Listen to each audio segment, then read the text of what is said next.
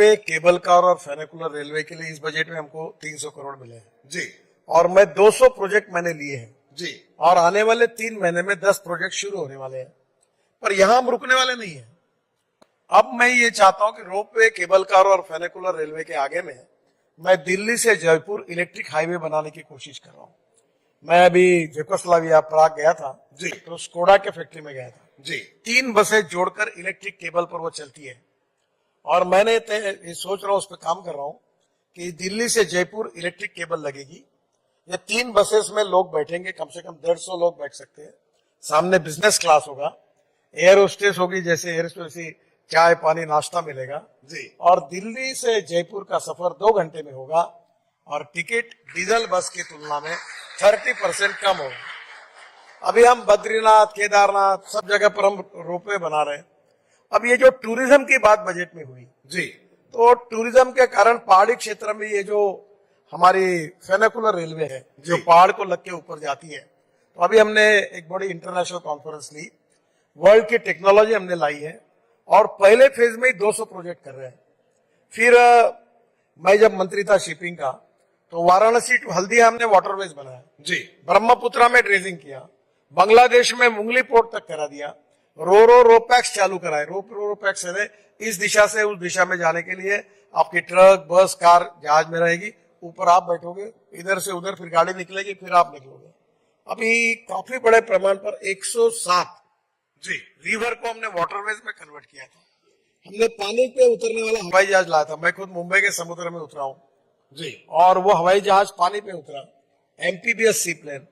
अब वो उसके कानून बन गए, वो लाने आने की संभावना है।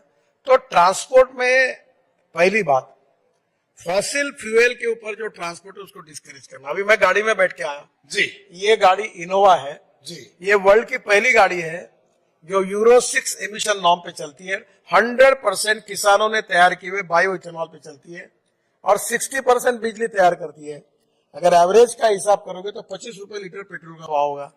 अब पानी से हाइड्रोजन, ऑर्गेनिक वेस्ट और कचरे से हाइड्रोजन तैयार होगा, उसके ऊपर ट्रक चलेगी, बसेस चलेगी, हवाई जहाज चलेगी, रेलवे चलेगी, हमारी केमिकल फैक्ट्री, स्टील फैक्ट्री चलेगी और हम ऊर्जा को आयात करने वाला नहीं, ऊर्जा को निर्यात करने वाला आत्मनिर्भर भारत बनेंगे। यही सोच से हम लोग काम कर रहे हैं। अभी हम नई सिस्टम ला रहे हैं कि आपको टोल नाके नहीं रहेंगे, आपके गाड़ी के नंबर प्लेट का फोटो निकल जाएगा जी आप जहां से आए और जहां से निकले उतने ही डिस्टेंस का टोल आपके बैंक अकाउंट से निकल जाएगा।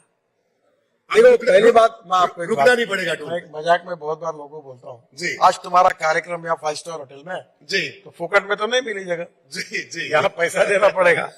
हाँ फुकट में ऑप्शन था, रामलीला मैदान पे आप और मैं 2 चेयर लगा के लाइट लगा के बैठ सकते थे। जी देखिए एक बात बताता हूँ, if you want good services you have to pay for it. मैं जब मुंबई पुणे एक्सप्रेस हाईवे बना जी तो पहली बार मैं टोल का जन्मदाता हूँ, तो कुछ लोग मेरे पर नाराज भी होते हैं। जी तब मैंने मुंबई से पुणे जाने के लिए 9 घंटे लगते थे, जी अब 2 घंटे में आते हैं। तो 2 घंटे में पेट्रोल डीजल बचता है, टाइम बचता है, सब ट्रैफिक जाम से मुक्ति मिलती है।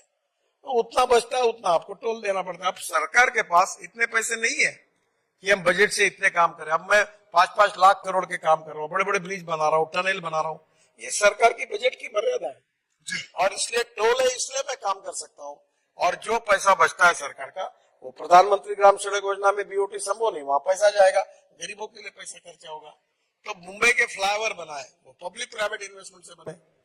अब दिल्ली के आजू बाजू में 65,000 करोड़ के रोड बना रहा हूँ।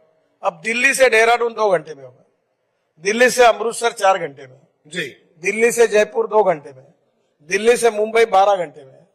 अब मुझे बताइए कि इसके कारण तुम्हारा फ्यूल नहीं बचेगा। अब बेंगलोर से मैसूर आपको वहां 3.5 घंटे 3 घंटे, अभी लोग 1 घंटे में जा रहे हैं। दिल्ली से मेरठ बहुत लोग मुझे मिलते हैं आपके यहाँ की, जी 3.5 घंटा लगता था, अब 45 मिनट में आते हैं। आज मेरठ वाले लोग मुझे कह रहे थे कि हम आइसक्रीम खाने के लिए कैनॉट प्लेस आते हैं। तो 45 मिनट में फ्यूल बचता है ना। जी तो आज तो हम तो इलेक्ट्रिक की कार ला रहे हैं, इथेनॉल की ला रहे हैं, मिथेनॉल आ रहा है, बायो सीएनजी आ रहा है, बायो एलएनजी आ रहा है। हम तो परली से अब पानीपत में हवाई ईंधन बना रहे जो हवाई जहाज उड़ेंगे उस पराली से हाँ ऑलरेडी बन गया, कब तक साकार होगा आपकी? हो गया साकार।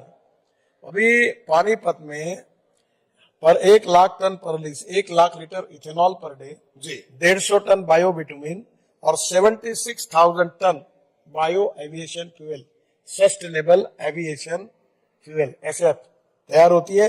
अब डावोस में इस बार चर्चा थी कि 5% बायो फ्यूल को ऐड करना पड़ेगा पेट्रोलियम फ्यूल में।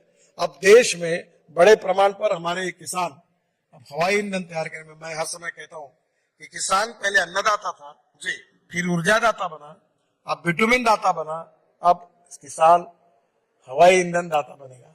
और गांव में जो मक्का, चावल, गेहूं, गन्ना लगाकर जितना पैसा मिलता है उससे कई गुना ज्यादा पैसा किसानों को मिलेगा। किसान समृद्ध संपन्न होंगे और जैसे स्मार्ट सिटीज हैं वैसे स्मार्ट विलेजेस बनेंगे और लोग फिर से एक बार गांव की तरफ जाएंगे। Smart village. बिल्कुल। देखो मैं आपको एक बात बताऊंगा, मुझे ऐसा बताओ कि मैं 10 साल में जो बात मैंने बोली जो जी। नहीं हुई ऐसी एक भी बात बताओ।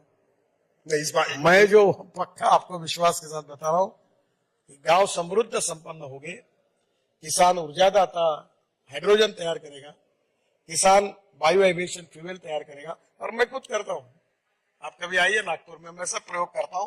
मैं 2004 से इस मिशन पे लगा हूं कि इस देश का 16 लाख करोड़ का जो फॉसिल फ्यूल इंपोर्ट होता है, जी। कितना 40% दिल्ली का पोल्यूशन हमारे कारण होता है। मैं ट्रांसपोर्ट मंत्री हूं, फिर पराली जलने से होता है, फिर कंस्ट्रक्शन में जाकर वो सीमेंट और ये सब बाहर आता है, उसके कारण होता है। क्या दिल्ली के प्रदूषण से जनता त्रस्त नहीं है?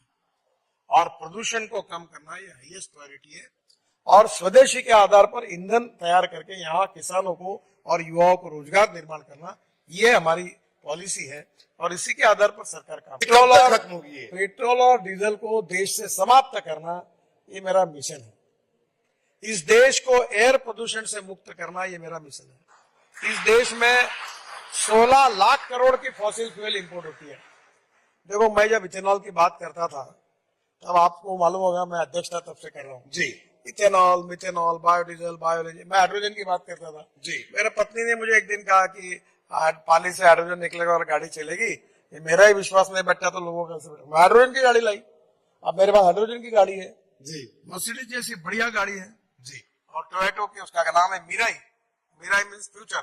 जी और आज लोगों को विश्वास हो, देखो बैठो सब मुख्यमंत्री को, मंत्री को मेरे घर में बिठाता हूँ और बोलता हूँ आपके राज्य में हाइड्रोजन तैयार करो। पानी से हाइड्रोजन, वेस्ट से हाइड्रोजन, ऑर्गेनिक वेस्ट, कचरे से हाइड्रोजन, सब कुछ। मैं भी दिल्ली के UR2 में 25 लाख टन कचरा रोड में डाल दिया। हमने अहमदाबाद जोड़ेरो रोड में 25 लाख टन कचरा रोड में डाल दिया। अब टायर से रबर की पाउडर निकाल के बिटुमेन में डाल रहे हैं, प्लास्टिक को डाल रहे हैं। Waste to wealth and knowledge to wealth. तो मैं इनको कहूंगा waste to wealth and knowledge to wealth.